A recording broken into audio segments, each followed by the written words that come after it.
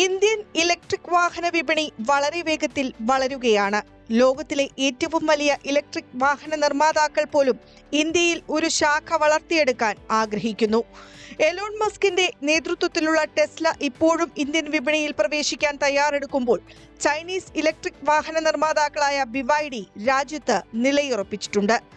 ഇപ്പോൾ തെലങ്കാനയിലെ ഹൈദരാബാദിൽ ഒരു നിർമ്മാണ കേന്ദ്രം സ്ഥാപിക്കുന്നതിലൂടെ രാജ്യത്ത് തങ്ങളുടെ വേരുകൾ കൂടുതൽ ശക്തമാക്കാൻ BYD പദ്ധതിയിടുന്നതായുള്ള റിപ്പോർട്ടുകളാണ് പുറത്തുവരുന്നത്.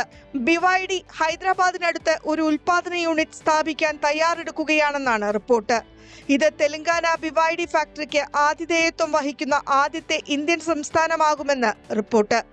പദ്ധതിക്ക് ഭൂമി അനുവദിക്കുന്നതുൾപ്പെടെ പൂർണ്ണ പിന്തുണ സംസ്ഥാന സർക്കാരുമായി നടത്തിയ വിപുലമായ ചർച്ചകളെ തുടർന്നാണ് ഈ തീരുമാനം. ഇതിനായി ഹൈദരാബാദിനടുത്തുള്ള 3 സ്ഥലങ്ങളാണ് തെലങ്കാന സർക്കാർ നിർദ്ദേശിച്ചത്. BYD പ്രതിനിധികൾ നിലവിൽ ഈ സ്ഥലങ്ങൾ പരിശോധിക്കുകയാണ്. അതിനുശേഷമാകും അന്തിമ തീരുമാനം എടുക്കുക. വിഷയത്തിൽ സ്ഥിരീകരണം വന്നുകഴിഞ്ഞാൽ കമ്പനിയും സംസ്ഥാന അധികാരികളും തമ്മിൽ ഒരു കരാർ ഒപ്പിടുമെന്നാണ് പ്രതീക്ഷ.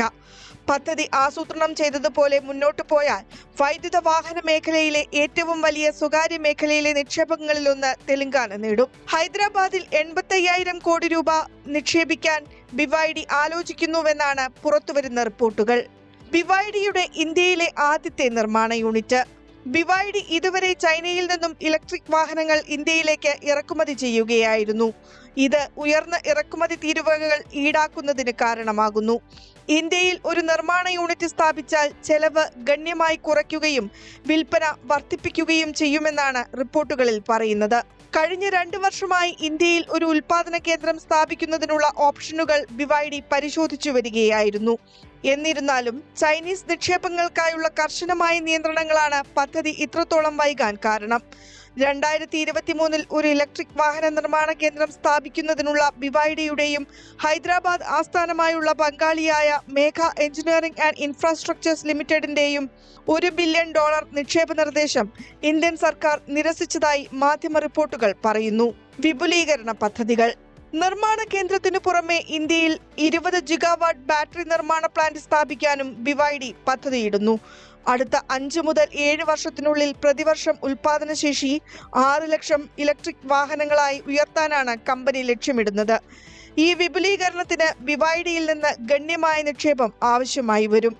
ചൈനയിലും യൂറോപ്പിലും ടെസ്ലയുടെ വിൽപ്പന കുറയുന്ന സാഹചര്യത്തിൽ BYD നൂതന സാങ്കേതിക വിദ്യകൾ വികസിപ്പിക്കുന്നതിൽ ശ്രദ്ധ കേന്ദ്രീകരിക്കുന്നു. വെറും 5 to 8 മിനിറ്റിനുള്ളിൽ ഒരു വാഹനം പൂർണ്ണമായി ചാർജ് ചെയ്യാൻ കഴിയുന്ന 1 മെഗാവാട്ട് ഫ്ലാഷ് ചാർജർ ഉൾപ്പെടെയുള്ള നൂതന സാങ്കേതിക വിദ്യ കമ്പനി അവതരിപ്പിച്ചു.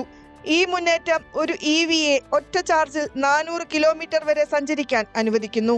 ഇത് ഇലക്ട്രിക് മൊബിലിറ്റിയുടെ ഭാവിയെ മാറ്റിമറിക്കും.